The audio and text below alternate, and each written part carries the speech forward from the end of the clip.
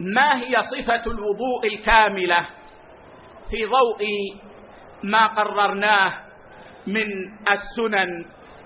وصفة الوضوء؟ صفة الوضوء الكاملة تكون بأن ينوي المسلم الوضوء ويسمي فيقول بسم الله، وأن يغسل كفيه 3، وأن يأخذ غرفة من ماء فيتمضمض بها ويستنشق، ثم يأخذ غرفة ثانية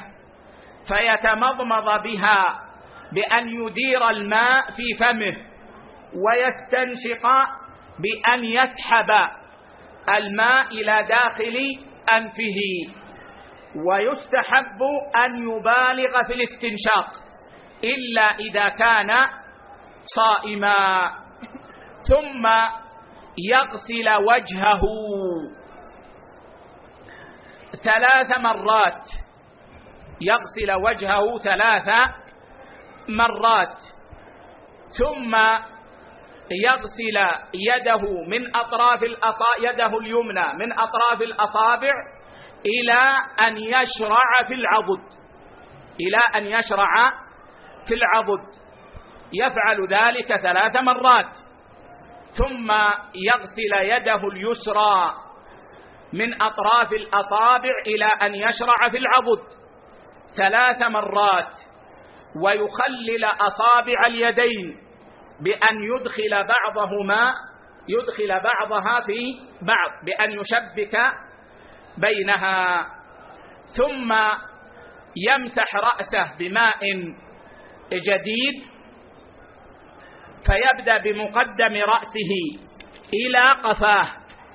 ثم يرجع إلى المكان الذي بدأ منه، ويمسح أذنيه بماء الرأس بأن يدخل السبابتين في داخل أذنيه، ويمسح الداخل بالسبابتين، ويمسح بإبهاميه ظاهر الأذنين، ويغسل رجله اليمنى من أطراف الأصابع إلى أن يشرع في الساق، إلى أن يشرع في الساق، ويخلل أصابع رجله اليمنى